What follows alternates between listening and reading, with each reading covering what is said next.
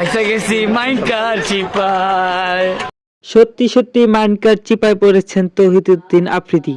সকল জল্পনা কল্পনার অবসান ঘটিয়ে অবশেষে বিয়ের পিঁড়িতে বসলেন তৌহিদুদ্দিন আফ্রিদি। বিখ্যাত ইউটিউবার তৌহিদ আফ্রিদি কাকে বিয়ে করলেন, দিঘিকে কেন বিয়ে করলেন না, সবকিছু জানতে পারবেন এই ভিডিওতে। তবে এর আগে আপনার সুন্দর আঙ্গুল দিয়ে আমাদের চ্যানেলটি সাবস্ক্রাইব করে আমাদের পরিবারের সদস্য হয়ে যান। নিজের পছন্দের রিশাকেই বিয়ে করলেন তৌহিদ আফ্রিদি। রিশার সঙ্গে আফ্রিদির প্রেমের গুঞ্জন বেশ কয়েকদিন আগে থেকেই শোনা যায়। এছাড়া বিভিন্ন মাধ্যমে শোনা যেত দিঘির সঙ্গে তার সম্পর্কের কথা, তবে তিনি বরাবরই এ বিষয়ে কোনো কথা বলেননি। তবে এবার সকল সমস্যার সমাধান করলেন আফ্রিদি বিবাহ বন্ধনে আবদ্ধ হয়ে। তৌহিদ বলেন, আগে থেকেই রিশার পরিবারের সঙ্গে তাদের একটা ভালো সম্পর্ক ছিল।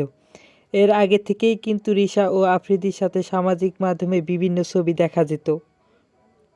তৌহিদ আফ্রিদি ও রিশা একসাথেই কাজ করতেন। বিভিন্ন সামাজিক মাধ্যমে বিভিন্ন সোশ্যাল মিডিয়ায় তারা একসঙ্গে কাজ করতেন।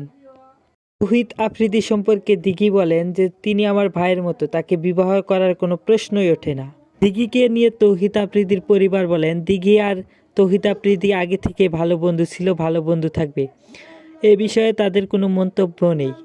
তাদের পরিবার বলেন, তৌহিদ আফ্রিদি যাকে পছন্দ করেছেন তার সাথেই তার বিয়ে দেওয়া হয়েছে। দিঘির সাথে কোনোভাবেই তার প্রশ্ন ওঠানো উচিত না, কারণ দিঘি তার ভালো বন্ধু ছিল, ভালো বন্ধু হিসাবেই সারা জীবন পাশে থাকবে।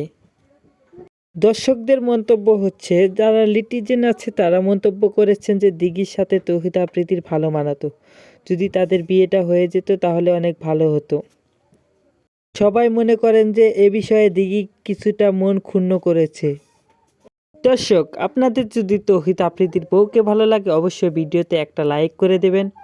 আর বউ হিসাবে দিঘি না রিশাকে মানাতো তা আপনাদের কমেন্টের মাধ্যমে জানিয়ে দিবেন। ধন্যবাদ সবাইকে। আমার ভিডিওতে অবশ্যই সুন্দর সুন্দর লাইক করে আমাদের সাথে থাকবেন।